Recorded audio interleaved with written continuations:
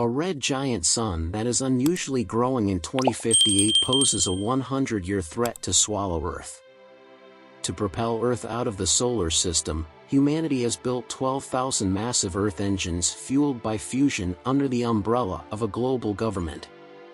Chinese astronaut Liu Peiqiang leaves his son Qi in the care of his father-in-law Han Xiang prior to his mission aboard the navigation platform International Space Station. The majority of mankind, selected by lottery, has submerged itself. The remainder perished from the extreme cold and natural disasters brought on by the Earth's rotation stopping as the planet was propelled out of its orbit away from the Sun.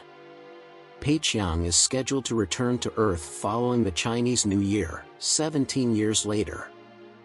As an adult, Qi uses his grandfather's clearance card to bring his foster sister, Han Duo, on a tour of the surface. He also acquires counterfeit identification documents and thermal suits from criminal organizations. At a checkpoint, both of them are imprisoned and meet Tim, another prisoner. In the process of trying to buy his grandchildren's freedom, Xiang is also taken into custody. A gravitational spike from Jupiter creates catastrophic earthquakes that deactivate numerous Earth engines and send Earth hurtling into Jupiter as it nears its gravitational assist. The four manage to flee during the collapse and try to reach a different underground city, but Captain Wang Lei commandeers their truck for an urgent assignment involving the transportation of a lighter core to restart an Earth engine in Hangzhou. While transferring the component up the ruins of the Shanghai Tower, they lose their vehicle in the freezing ruins of Shanghai, and Han Xiang freezes to death. Liu, Tim, and Han Duo leave the rescue operation after facing the other members of the squad. After discovering a crashed cargo plane with an intact vehicle, Li Yi, the lone survivor engineer, persuades the other two members of the group to travel with another lighter core in order to fix the Earth engine in Sulawesi. Peiqiang learns that Moss, the computer commander of the space station, has made the decision to leave Earth and use the station as an interstellar ark to seed a new planet with Earth's ecology. He is accompanied by fellow Russian cosmonaut Maxim Makarov, whom Moss awakens in order to stop Liu when he emerges from forced slumber. Makarov is killed by the spacecraft's automated security procedures while spacewalking. Liu goes inside the control room, but they stop him from overriding the evacuation protocols.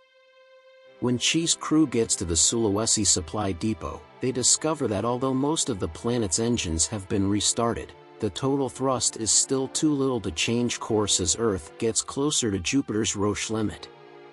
Moss sends out a farewell message to everyone, but Peiqiang defies the computer's commands. According to Qi, igniting Jupiter's hydrogen with Earth's oxygenated atmosphere will send Earth hurtling back toward its usual course away from Jupiter. Although he sets up the Sulawesi engine to shoot a plasma beam high enough to burn Jupiter, the team is unable to activate the engine by pushing the firing pin. Despite Moss's reservations, Peiqiang, contacted by Duo, manages to convince the UEG to use its channels of communication to request aid for the party at Sulawesi.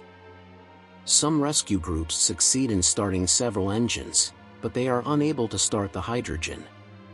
Peiqiang drives the space station into the plasma jet after lighting a fire to render Moss inoperable.